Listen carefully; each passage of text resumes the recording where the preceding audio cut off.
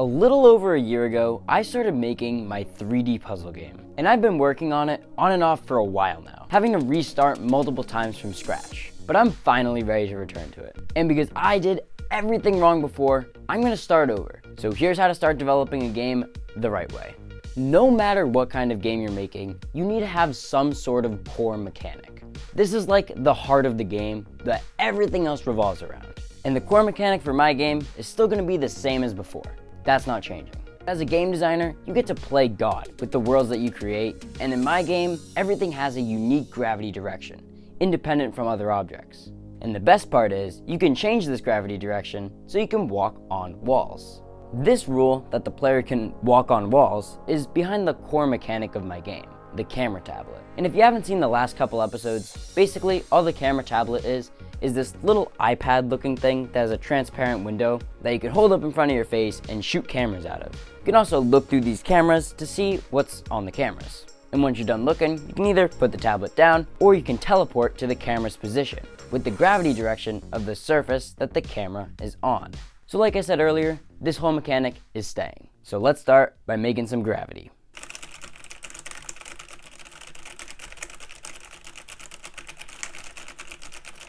Alright, awesome. Now our little test box will fall towards the wall that its gravity direction is set to. But we aren't done with gravity just yet, because first I want to talk about one of the main reasons why I decided to start over. Okay, come here. A little closer. So let me let you in on a little secret. I suck at programming. I know, I'm just as surprised as you are. My whole game dev life, I've been making stuff that actually works, and I think that I'm a good programmer because of it. But no, I suck. Or, well, I mean, like I used to, but now I at least think I'm better, I think. Now, you probably think I'm overreacting, just a tad, and I mean, you're not wrong. But this whole existential crisis that I had about my programming skills stemmed from me reading this book right here, Clean Code. By seeing how actual programmers write code made me realize I was doing a lot of things that were not very beneficial to my projects in the long run. So instead of working with the awful code from the previous episodes, I decided it would be better for me just to start fresh and implement all the new practices I learned from reading clean code. Now this definitely was not the only reason I restarted, and we're gonna get into all of those later on in the video, but this was kind of relevant to right now. So the code I originally wrote for the gravity was a little messy, I guess, which is okay, because writing code is just like writing an essay. The rough draft isn't supposed to be the final product, so what we do is refactor it. The way I did this was by separating out all the calculations needed in calculating the force of gravity from Unity's gravity code. You might think I went a little overboard here by splitting things up into two separate classes, and normally I would agree, but by separating my code from Unity's code, I can do something pretty cool. So let's talk about tests. And not the kind you take in school, the kind you write for your code. Before working on this game, I was conceptually aware of writing code to test your code, but I never actually did it. Why?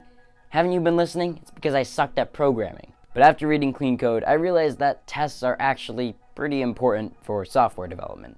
So I did a bit of research and I wrote some tests and they passed. However, with all that said, I honestly don't know if writing tests is worth it. I'll talk more about that in a little bit. Okay, cool. So gravity is officially done, so I'll pick up the pace a little bit. The next thing we need for our game is the player. So I did the usual, made a capsule and renamed it player. Then we need the player to look around, so I made a camera looking script. And because I did gravity first, this easily works no matter the gravity direction of the player. Player movement was next, which also wasn't bad at all. If you remember from the previous episodes, player movement really wasn't as simple as it just was. And that's because I didn't have gravity already made. So before, I basically had to rewrite a bunch of broken code because gravity broke all of that code. But not this time. One of the benefits of starting over is that you already know what parts of development are going to cause you problems, so you can make sure you avoid them. And this little insight is key if we want to concisely and accurately answer the question, how do you start developing a video game the right way by the end of the video? Now it's time to write some more tests. And just by looking at this list, you probably think I did a good job, because there are a lot more here than there were for the gravity tests. Character development. Am I right? No? However, I didn't write nearly enough tests to cover all the little intricacies of player movement. And that's simply because the code isn't really testable. Or rather, it isn't really edit mode testable. I'm going to be fairly brief with this, but there are two types of tests in Unity. There are play mode tests and there are edit mode tests. Play mode tests to me seemed like a hassle to understand and implement, so I just stuck with edit mode tests. Because of this fact, I didn't really do any more tests for the rest of the video, because most of the stuff in this episode is, again, not really testable. In fact, it's for that reason why I'm not so sure that tests are the right way to go for Unity developers. I frankly just don't think play mode tests are worth it. If you disagree or agree with me, I'd love to hear your thoughts down in the comments below.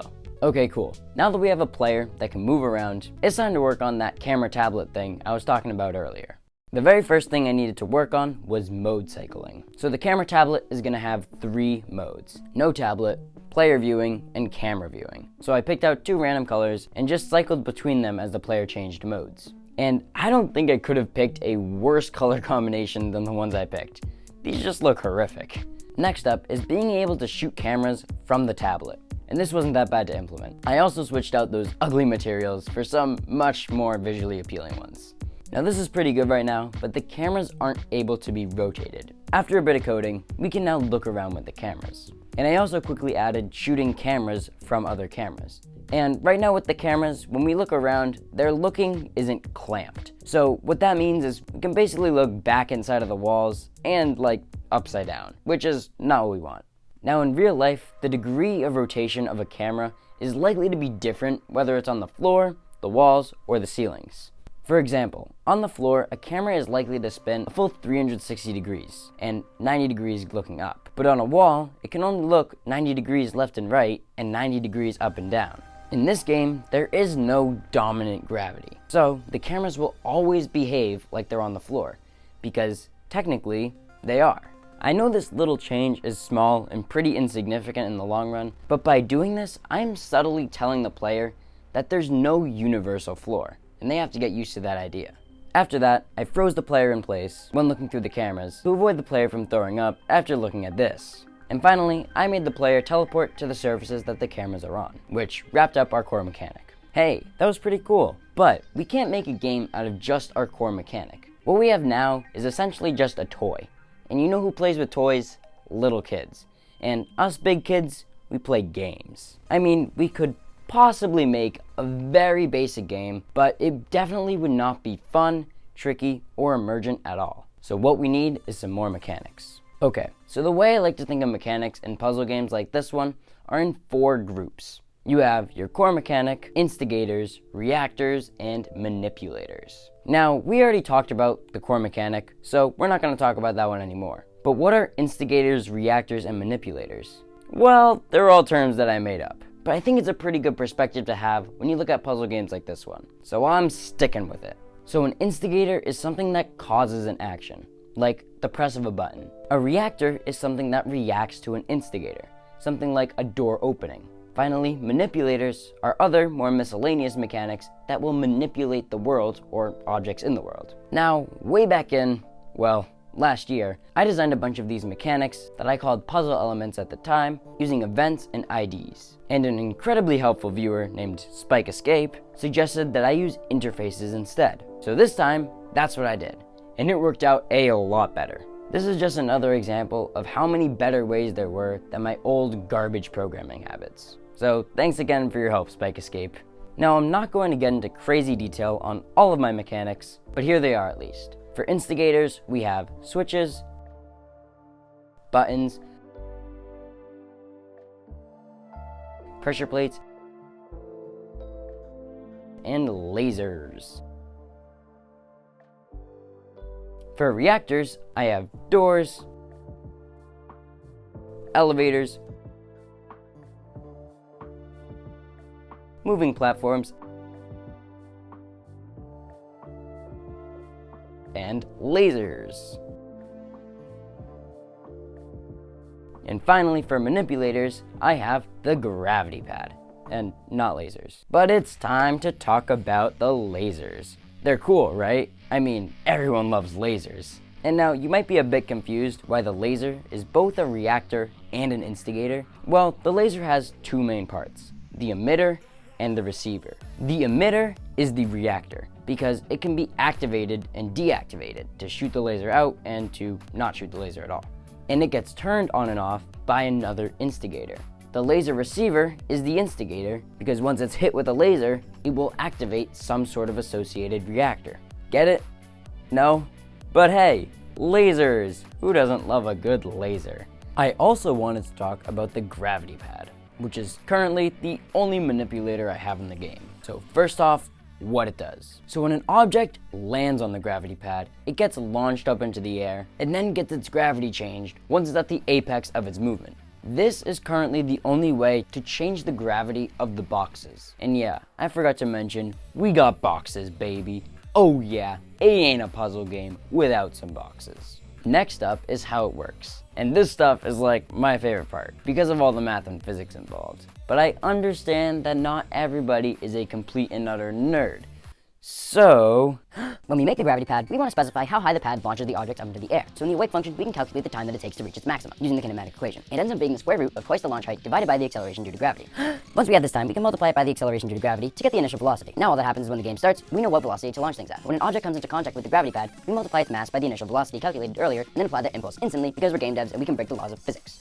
Now we start a coroutine that waits the amount of time that was calculated earlier, and once that finishes, we know our object is at its apex, so we can change its gravity direction. We change the gravity direction to the one that was specified when we made the gravity pad. Phew.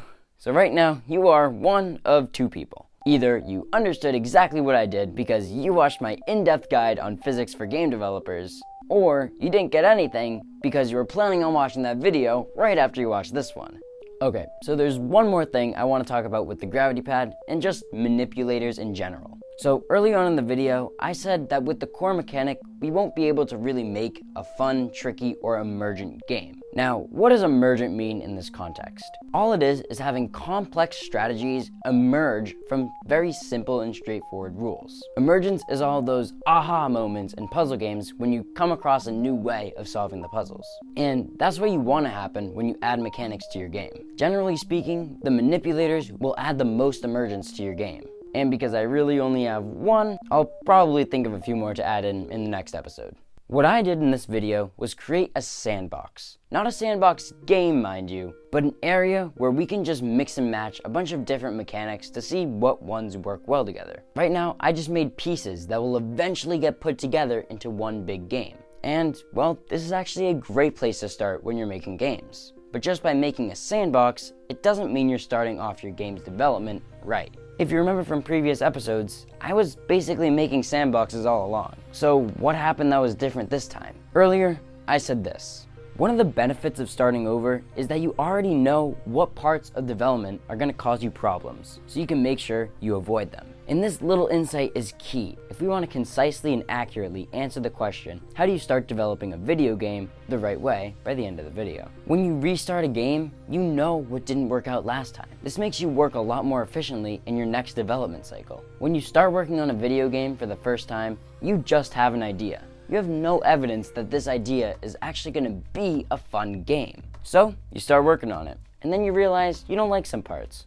So you start all over, and you fix the parts that you didn't like before. Then you realize another part of the game isn't what you wanted, so you restart again. In the beginning, the end product is hidden in a thick fog. But after every development cycle, some of that fog gets cleared away until you eventually have a good picture of what the final game will look like. Because of this, game development is a never-ending cycle. No matter how many times you restart, you can always start over again and end up with a better game. This cycle notion is a little dangerous because, well, it basically means you can work on the same game forever. So you need to get right before the point where the cost of one more cycle outweighs the benefit of one more cycle. Before you can start a game right, you gotta start it wrong a couple times. And then you have to commit, especially if you are on that final cycle. And that's where I'm at right now. If you stop developing for a while, you'll want to restart once you get back into it because you forget everything you were last working on. This happened to me twice already in this series, so once you're ready to start making your game right, you gotta commit to working on it. Clear your schedule, make some deadlines, and do whatever works for you, because in the end, making a game takes commitment. And that's why I'm going to be working hard to release this game before I finish high school. I have plenty of time because I graduate on June 4th, so that's about 2 months. 2 months? Well, I gotta go because there's like this game that I'm supposed to be working on. So make sure you like, comment, subscribe, all that stuff. And watch these videos too because they're good videos. And wait, what do I usually say? Oh yeah. Oh, thanks again. See you soon.